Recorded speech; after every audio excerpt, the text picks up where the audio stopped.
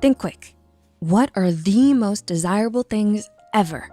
Not like a PS5 or a Lamborghini, but money, affordable rent. We bet love is in there somewhere. So if you're in a relationship, you're probably willing to let a few things slide that you wouldn't with your average buddy. That's normal. We all need a little give and take to make things work, but when is it over the line? When does that annoying thing get so bad that it's gone into the realm of toxic? It can be too easy to let things go until there may be imminent danger. We don't want that, so let's go over what to look out for. Number 1, controlling behavior. Do you feel suffocated in the relationship? Maybe getting the impression that your life and choices aren't even yours anymore. That could be a sign that the behavior of your partner has gone from compassionate concern to controlling puppeteer. The occasional, "where are you going?" is fairly standard, especially if you're living together. It's good to have someone know where you are just in case. If the questions seem like they're playing you like a video game character though, "you can't go there unless I want you to," or "I'll choose what interests you have and who you talk to," this might be time to have a little chat to reassert your own personhood. Number 2, there's a lack of communication. All relationships are built on communication. A relationship is a multi-way street where all parties meet on a common ground of understanding. If you tell your partner that something they did was hurtful and they listen to you, asking why it hurt or apologizing, then explaining themselves to further understanding, that's communicating. If the response is a stubborn, "that's who I am, deal with it," or a defensive, "I never did that," or even a victim blaming, "that's your problem, suck it up," that is definitely not communication. Similarly, if the conversations are sounding like you're running into a brick wall that has offensive defenses, this is a sign your relationship has turned toxic. Number 3, the give and take is consistently only one way.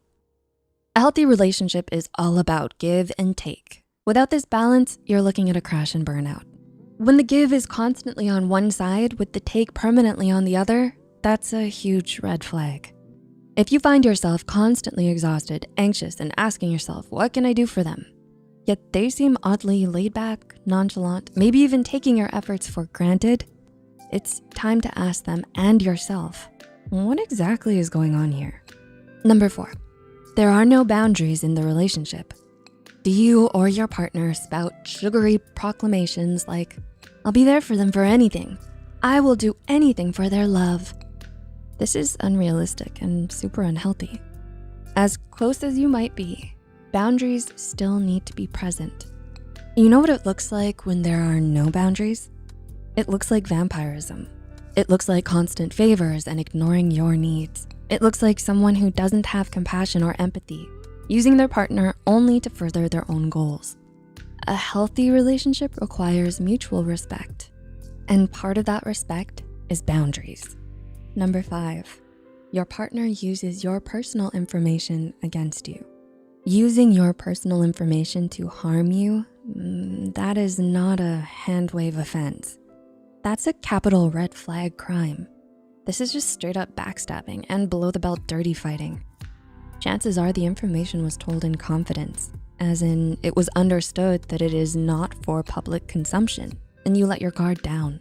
You gave them your trust by being vulnerable.